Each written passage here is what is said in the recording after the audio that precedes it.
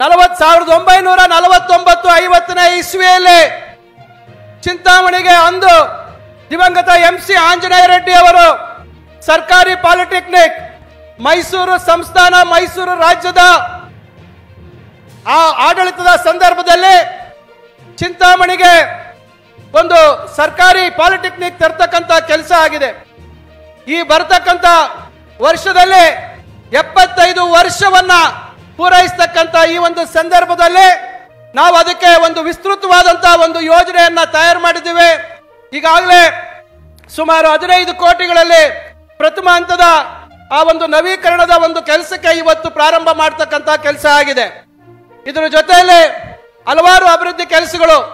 ಈ ವಿಶೇಷ ಸಂದರ್ಭದಲ್ಲಿ ನನ್ನ ಮಿತ್ರ ಬೈರತಿ ಸುರೇಶ್ ಅವರನ್ನ ನಾನು ಹೃತ್ಪೂರ್ವಕವಾಗಿ ತಮ್ಮೆಲ್ಲರ ಪರವಾಗಿ ನನ್ನ ಕೃತಜ್ಞತೆಗಳನ್ನ ಸಲ್ಲಿಸಲಿಕ್ಕೆ ಬಯಸ್ತೇನೆ. ಕಾರಣ ಚಿಂತಾಮಣಿಗೆ ನಗರಕ್ಕೆ 40 ಕೋಟಿ ರೂಪಾಯಿ ಇವತ್ತು ಒಳಚರಂಡಿಯ ವಿಸ್ತೀರ್ಣ ಮಾಡತಕ್ಕಂಥದ್ದಕ್ಕೆ ಮತ್ತು ನೀರು ಕೊಳಚೆ ನೀರು ಶುದ್ಧೀಕರಣ ಮಾಡತಕ್ಕಂಥದ್ದಕ್ಕೆ 40 ಕೋಟಿಗಳನ್ನ ನಮ್ಮ ಸ್ನೇಹಿತ ಬೈರತಿ ಸುರೇಶ್ ಅವರು ಒದಗಿಸಿಕೊಟ್ಟಿದ್ದಾರೆ.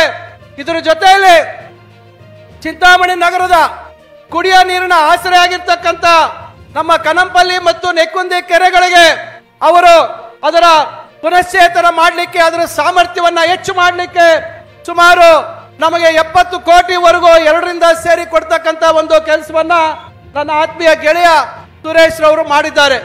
ಇನ್ನ ಬಹಳಷ್ಟು ದೊಡ್ಡ ಮಟ್ಟದಲ್ಲಿ ಅವರು ನನಗೆ ಬೆನ್ನೆಲುಬಾಗಿ ನಿಂತು ನನ್ನ ಎಲ್ಲ ಕೆಲಸಗಳಿಗೆ ನನ್ನ ಜೊತೆ ನಿಂತು ಪ್ರೋತ್ಸಾಹ ಕೊಡ್ತಕ್ಕಂಥ ಕೆಲಸವನ್ನ ನನ್ನ ಗೆಳೆಯ ಸುರೇಶ್ ಅವರು ಮಾಡ್ತಾ ಇದ್ದಾರೆ ಅಂತಕ್ಕಂಥ ಮಾತನ್ನ ಈ ಸಂದರ್ಭದಲ್ಲಿ ಹೇಳ್ತಾ